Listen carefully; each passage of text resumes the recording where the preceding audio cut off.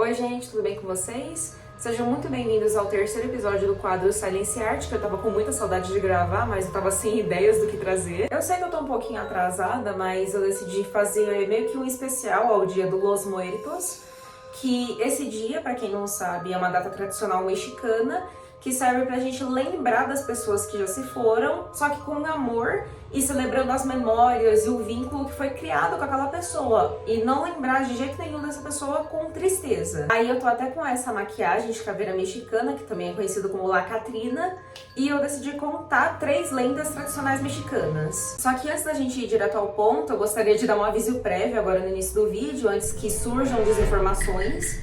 Eu não tô criando esse vídeo com a intenção alguma de marginalizar a cultura mexicana, muito pelo contrário, eu tenho total respeito pela data, pela tradição, então não levem esse vídeo como se eu estivesse cometendo uma zombaria com a data. E principalmente não quero que vocês pensem que eu tô tratando a data Dia de los Muertos como terror, medo, nada disso. Basicamente eu decidi contar essas lendas porque eu achei muito interessante, eu também dei uma boa pesquisada para poder dar detalhes pro vídeo não ficar tão curto, né, porque eu gosto de gravar vídeos longos, então bora lá para as histórias.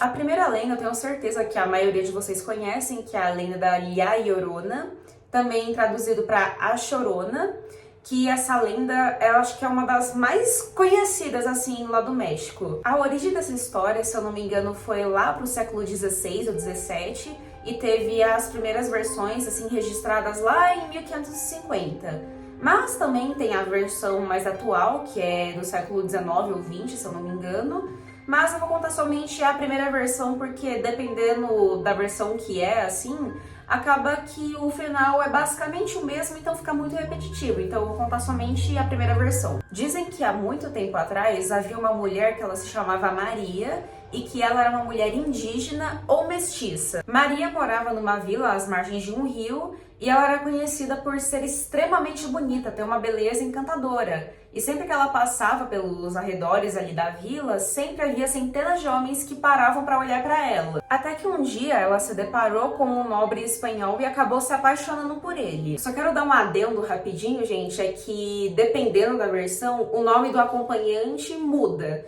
Por exemplo, nessa versão que eu tô contando, que é do século XVI, XVII, ele é chamado de Dom Rodrigo. Agora, na versão que é de século XIX, se eu não me engano, ele é chamado de Dom Nuño de Montes Claros. E já disse que nessa versão ele era um fazendeiro rico. Mas voltando para a história, a Maria acabou se apaixonando pelo nobre espanhol e ele fez uma promessa de que se casaria com ela. Mais tarde eles se casam e eles acabam tendo 2 filhos. Até agora, tudo certo, tudo conto de fadas. Agora se preparem porque lá vem coisa ruim. Mais pra frente, a Maria tem notado que o Dom Rodrigo, ele tava se ausentando muito ultimamente. E um dia ela acabou encontrando o Dom Rodrigo nos arredores da vila, porém ele estava com outra mulher.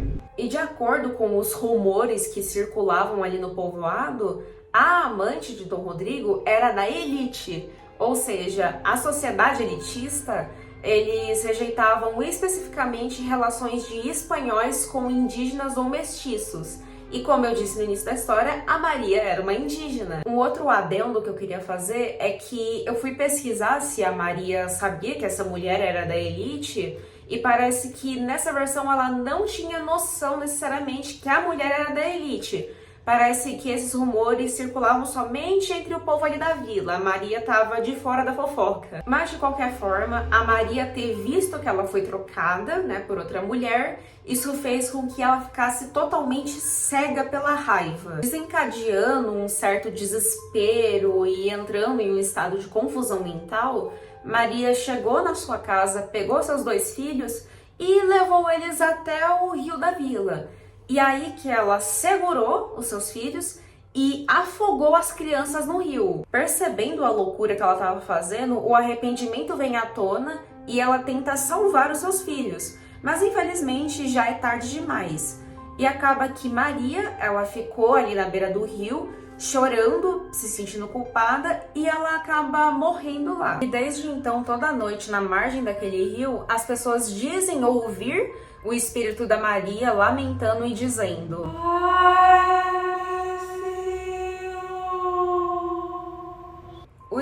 dela é descrito por uma mulher que usa vestido branco e anda com o rosto coberto, e ela está chorando pelos seus filhos perdidos.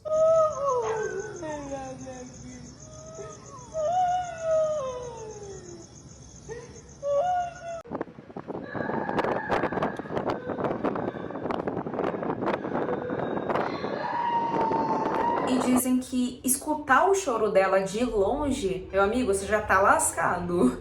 E essa crença ficou tão forte que tem pessoas lá no interior do México que, quando elas escutam sons parecidos com o da La Llorona, elas já fazem sinal de cruz e rezam.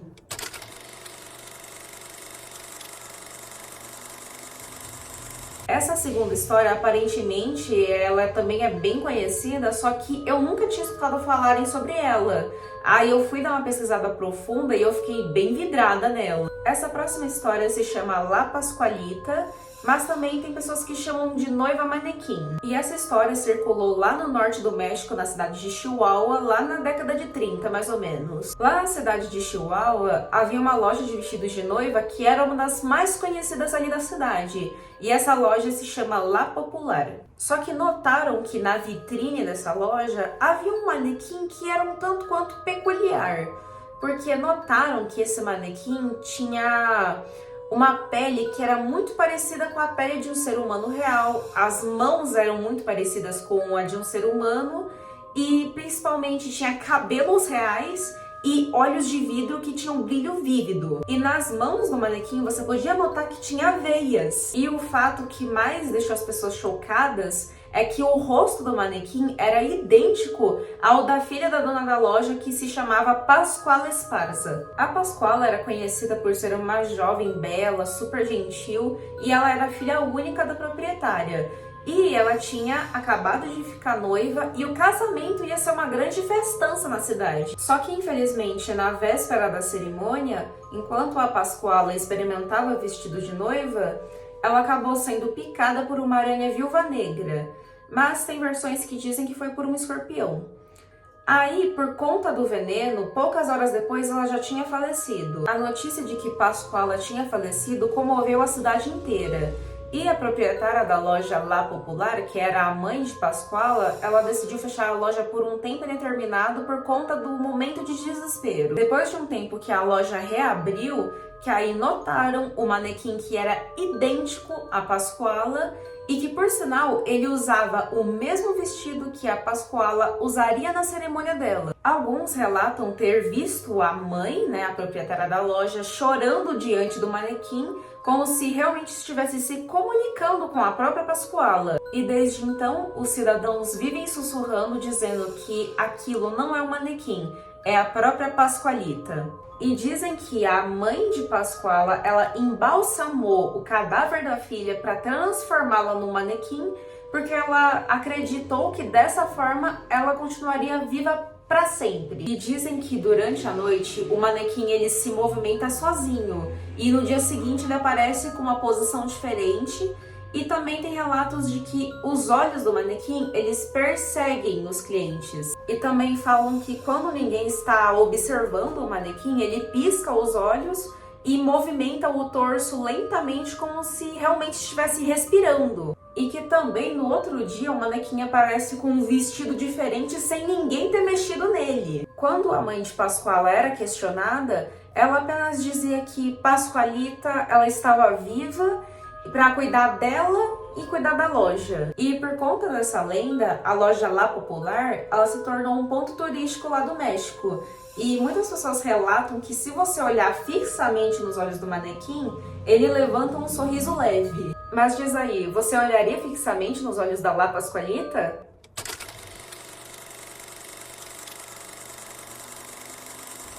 Agora vamos para a terceira e última lenda, que o nome dela já é um pouquinho mais complicado de pronunciar, que é E Callejón del Beso, que também é traduzido como o Beco do Beijo. Essa história ficou conhecida lá no século XIX, se eu não me engano, na cidade de Guanajuato, que essa cidade ela era bem conhecida por ter muitos becos estreitos. Debaixo de um teto rígido havia uma moça que ela se chamava Carmen, e ela era extremamente protegida pelo seu pai autoritário. A Carmen era uma moça bela, muito gentil, inteligente, e o seu coração pertencia a um rapaz que se chamava Luiz. O Luiz já era um jovem trabalhador com condições mais humildes e ele era apaixonado pela Carmen desde a infância. Infelizmente, justamente por esse fato do Luiz ter condições financeiras mais baixas, isso fez com que o pai da Carmen desaprovasse completamente o romance entre eles. Porque o pai de Carmen, ele era um comerciante de terras na cidade de Guanajuato, que era uma cidade próspera graças às minas de prata, e por conta que ele tinha riqueza, isso fazia ele ter uma certa autoridade sobre a comunidade. Então, uma das coisas que o pai da Carmen mais se preocupava era com a posição social da família. Então, para ele era inadmissível alguém de status inferior tocar na sua filha. E se a Carmen tentasse se encontrar com o Luiz, ela seria punida de uma forma muito severa. Mas, como eu havia dito, em Guanajuato tem bastante becos estreitos, e tinha um beco que ele tinha varandas opostas, que aí ele ficou conhecido como Callejón de Beso. E foi nesse beco que Carmen e Luiz começaram a se encontrar, e aí eles poderiam passar tempo um com o outro sem se preocupar em estar na vista das pessoas. Mesmo sendo separados por paredes, eles podiam se tocar, sussurrar palavras de amor, se beijar, tudo escondido. Mas o que a Carmen mais temia, infelizmente, acabou acontecendo.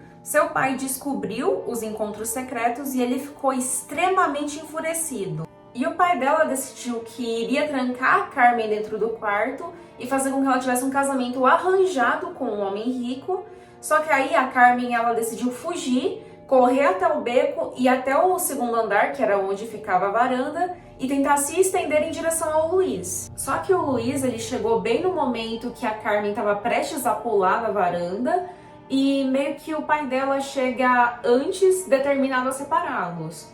Só fazendo um adendo aqui rapidinho, gente, é que dependendo da versão, tem umas que falam que a Carmen, ela se jogou do segundo andar para fugir do casamento imposto, e outras versões falam que o pai dela que empurrou ela, e quando o Luiz tenta salvar, é tarde demais. E dizem que antes dela cair, ela sussurrou pro Luiz: "O nosso amor será eterno mesmo que eu parta desse mundo." Impactante, né, gente? E após esse ocorrido, dizem que o espírito da Carmen meio que assombra aquele beco, e algumas pessoas que visitaram relataram ter ouvido alguns suspiros e passos leves. Mas tem uma coisa muito legal nisso também, porque falam que os casais que visitam o Beco do Beijo, e eles se beijam nas varandas opostas, assim como a Carmen e o Luiz faziam, isso faz com que os próximos 7 anos de relacionamento sejam somente de felicidade eterna.